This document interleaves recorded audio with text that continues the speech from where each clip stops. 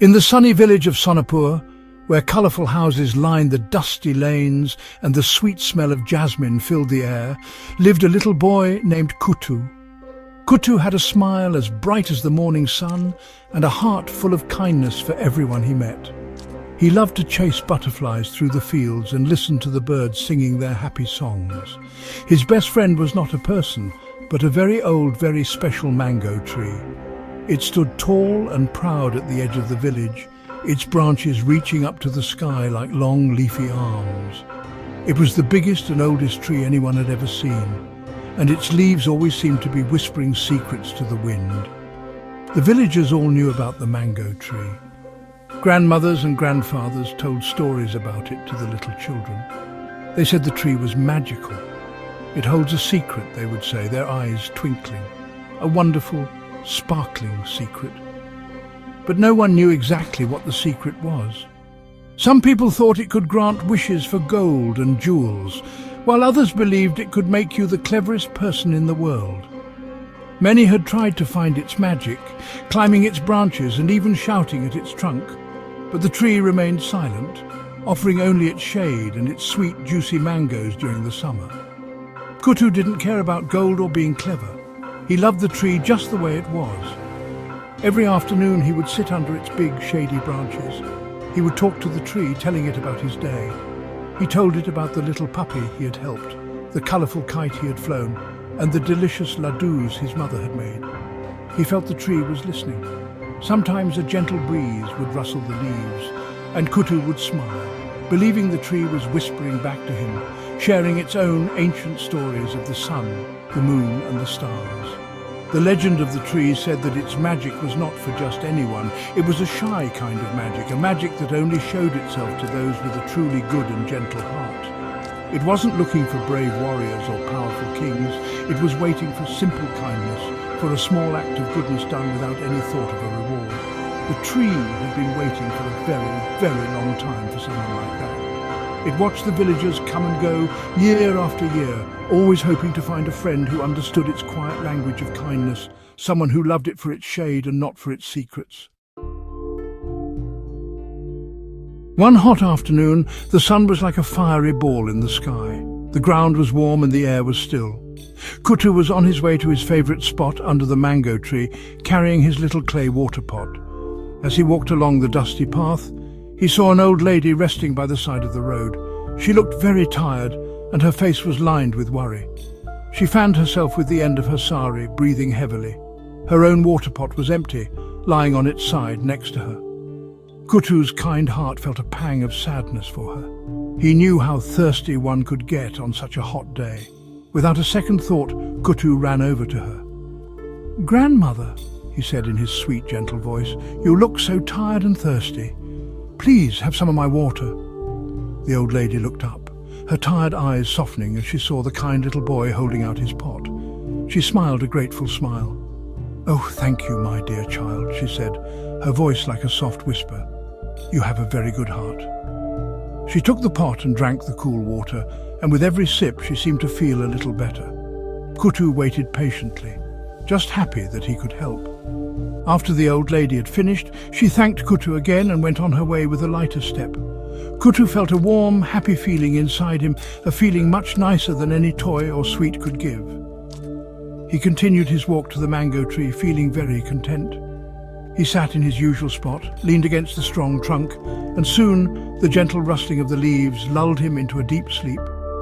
He didn't notice that the leaves above him seemed to shimmer with a faint golden light, as if the tree itself was smiling down at him for his simple act of kindness.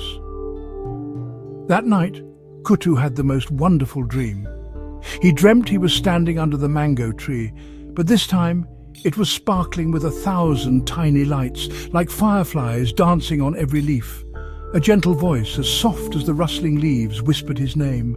"Kuttu," it said, "because you showed kindness to a stranger, because your heart is pure and good, the magic of the tree is now open to you. Come to the tree tomorrow, when the sun is high. A friend is waiting to meet you, and a special wish will be yours to make. Remember, kindness is the key."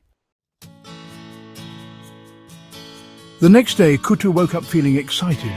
He remembered his dream vividly. The sparkling lights and the soft whispering voice. Could it be true? As soon as the sun was high in the sky, just as the dream had said, he hurried to the mango tree. He looked all around under the branches and behind the trunk, but he saw no one. He felt a little disappointed. Was it just a dream after all? He sighed and was about to turn back home when he heard a tiny tinkling sound, like a very small bell ringing right beside him. It was a sound he had never heard before. He looked down and gasped in surprise. Sitting on a large mango leaf was a tiny fairy. She was no bigger than his thumb, with wings that shimmered like dragonfly wings in the sunlight. She had a kind face and a warm smile. "Hello, Kutu," she said, her voice the same gentle one he had heard in his dream. "I am Mitha, the guardian of this tree. The tree and I have been waiting for someone like you. Your act of kindness yesterday was the key that unlocked the magic. You shared your water without expecting anything in return, and that is the purest form of goodness." Mitha the fairy explained everything.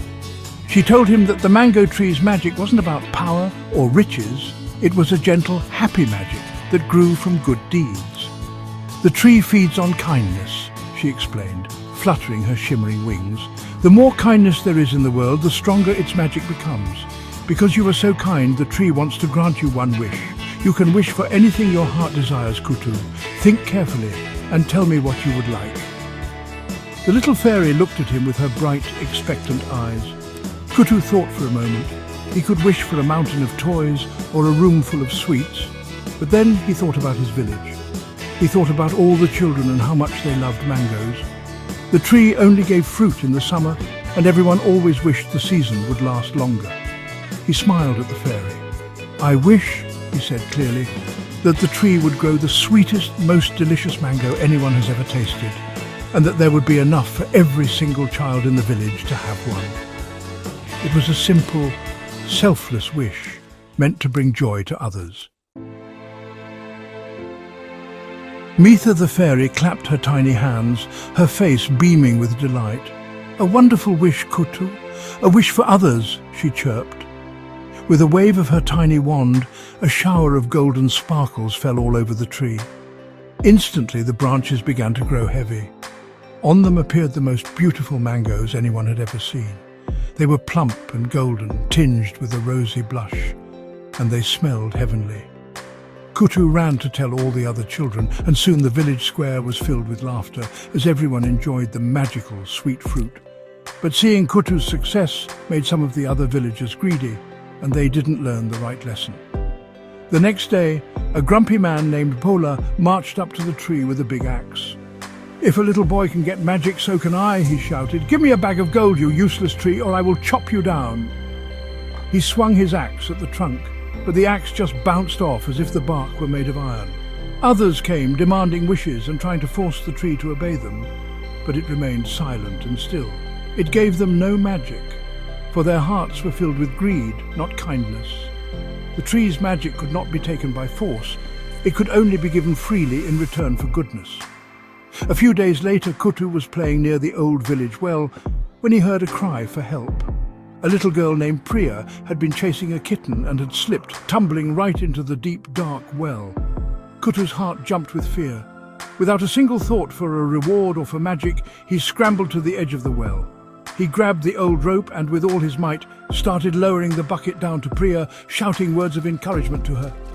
He was only a small boy and the rope was heavy and rough on his small hands, but he didn't give up. Suddenly, a long, strong vine shot out from the direction of the mango tree.